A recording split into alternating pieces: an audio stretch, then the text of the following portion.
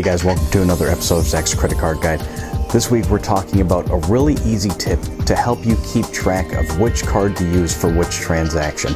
If you are new to the channel, we do a lot of cool credit card topics, card reviews, and redemption tips, so make sure to hit that subscribe button. But let's get started. Alright guys, so what we're talking about this week is just some practical advice for those of you starting out.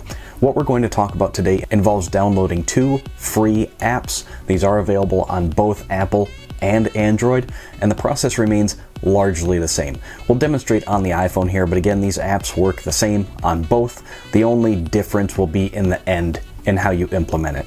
So here we go. What we're trying to do is create a widget to give you all of these different reminders for which card to use for which transaction. I run primarily a Chase setup when I'm not hunting for new cards. I've got my Chase cards here that are typically in my wallet when I'm just focusing on collecting Chase points. So I've got the Sapphire Reserve for travel and dining. Currently the Freedom has these 5 times categories. My Chase Ink Cash is typically just for gas. I do put it on auto pay for some of these bills, but mostly a gas card. And then of course the trusty Freedom Unlimited is 1.5 on everything. So when you're just starting out, it might be difficult to remember all of those. I've got it down, but I've been doing this for a little while. So it is kind of nice on, for instance, an iPhone, and again, this does work on Android too. The only difference is on where the widget goes. That's really the only difference. So for instance, on iPhone, maybe you're in line and you're thinking, oh crap, which card do I use? You can just swipe over quick and you've got your reminder and you say, oh yeah, that's the one I'm gonna use. So how do we get that set up? Well, again, it involves downloading 2 apps. So we're gonna head over to the App Store. The first one that we want is Photo Link Widget. There may be others out there, but this is just the one that I ended up using. It's totally free. I think there's some ads in the app itself, but it's going to work for our purposes. So this is the one I recommend. I don't have any ties to the developer or anything like that. This is just purely what I ended up using. So you can use whatever you want, but I know that this one works for what we're trying to do. So that's the first one that you need. The next one is Photoshop Mix.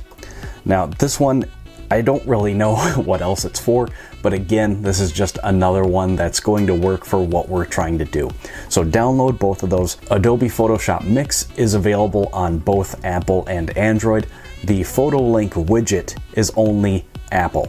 So for you Android folks, just go into the Google Play Store and find any like photo widget app, anything like that, because we're going to create this photo and then pin it to your home screen. So in Apple, the real only way to do that is with all these widgets on the side of the home screen. On Android, of course, you can put a widget anywhere you want on the home screen. So you could create a new home screen just for that, maybe set it up just like this, swipe over to the left, and there it is. Put it wherever you want. Android, you have a little bit more choice. So just go to the Google Play Store and download any photo widget app that you like. So the first thing we're doing once you get those apps downloaded is open up Adobe Photoshop Mix. And essentially what it's going to allow you to do is create kind of a collage, if you want to think of it that way. And these all operate on layers. Now again, this is minorly technical. If you've got any real Photoshop experience or working with layers or anything, you'll be fine doing what we're trying to do here, and you might even be able to see where I'm going with this. But if you don't have a lot of technical experience, this is fairly easy to do. Just put on some Netflix, go watch some Big Bang Theory reruns or something while you're doing this, and it's really not hard to figure out. So I made mine, moderately fancy. All it entails is going on your phone and downloading these images. So just go like to Google Images and just search for like Sapphire Reserve, Chase Freedom, Ink Cash, whatever cards you have, American Express, whatever it is. Just go and find some images, save them to your device. And then when you open this up, you just press the plus sign in the corner and it'll give you a couple options of what you're trying to add. So either an image, text, whatever it is. So we would add the Sapphire Reserve. If we went to the plus sign and chose image, you can find the image that you just downloaded. And then it'll pop it down right here. And you can take your time if you want. You can spend as much or as little time with this as you want. You could just put the text if you wanted to. You could just type out Sapphire Reserve Travel Dining and you'd be done with this in like 5 minutes. I like to kind of make it look on purpose, you know what I mean? So download the images if you want. It does have nice guides, so if you can see, it kind of tries to snap it in place with what you're trying to do. So that's real nice. That's how I got these to all line up. And then again, plus sign, you can add text. and then you add all of these text boxes just one at a time and just type in what it is. This will save, when you're done with it, so you can come back in and quickly change like the 5x categories on the Freedom, which is what I've done. So every quarter you just come in, tap that one, and you can just edit that to update it for what it is. And that's really it. Once you get all that done, so all you're doing again is just adding different layers. So add your images, get your cards on there, add the text boxes, and then get all of those on there. Kind of play around with them, line them up. Again, the grids will kind of snap them all to place so that it's not going to take you all that long. Once you're done, you just hit this export button, save to, probably camera roll. So then you're done with that part of it. Now we want to find our link app that we also downloaded, the photo link. Again, this is for Apple.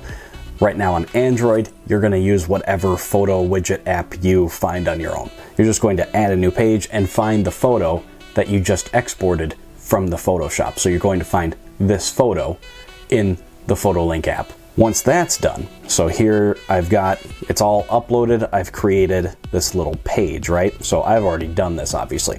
So once you've pressed plus, find your photo, you'll have this. That's it, you're done with that part. Now, last step is you go to your, today Apple widgets screen. You're gonna go down to edit, and here's where you're going to find, now I've already got it, so I'll just take it out of here real quick.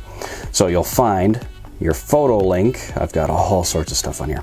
So photo link, add that, and then it's going to put it probably at the bottom, and you can drag it wherever you like. I kind of like it halfway up. And that's it. And then you should see that picture in your widget screen. So whatever that was in photo link, I've only got one page, so it makes it kind of easy. It just puts that photo on your widget screen. That might be handy for just anybody who wants a picture at all times right here on your Apple widgets. That's how you do it. So what I've used it for is to put this image that I've created. That's all there is to it. I know it's a couple steps. Really the most involved it is when you're first trying to set it up to get all of these photos and text and everything, but after that you just kind of leave it alone and you go and update the Freedom categories when those change 4 times a year. That's it. And again, obviously this works for any system that you're running. City, American Express, a mix, doesn't matter because you control what images and what text you're putting on there. And that's really all there is to it, guys. If you use this system, it'll help you choose the right card for the right transaction. So guys, I hope this easy trick is going to help you when trying to remember which card to use for the right transaction. I think this is something that a lot of people might struggle with when they're first getting into this hobby, and especially once you start adding more and more cards and you're at the checkout line and you're trying to think, okay, which one do I use for what? And maybe you end up using the wrong one, which again is not the end of the world. But if you are getting into this, you do want to try to keep track of which cards you want to use when. And I relied on this a lot when I was first starting out, but eventually you just kind of remember which ones to use. But anyway, I hope this helps. If this is going to help you out, let me know down in the comments. It'd be cool to hear back from you guys. So that's all I've got for you this time, guys. Make sure to subscribe to the channel if you haven't already, and leave me a comment down below. If you are interested in any brand new cards, I do have several links down in the description for some. There is an American Express link. There are a lot of elevated offers there right now, so go ahead and check that out. And if you do apply for any cards using my link, I just want to say thank you. That's all I've got for you this time, guys. See you at the next one. Hey, thanks for watching. Make sure to drop a comment down below and give the video a thumbs up. Here's some other videos that I think you'll really like.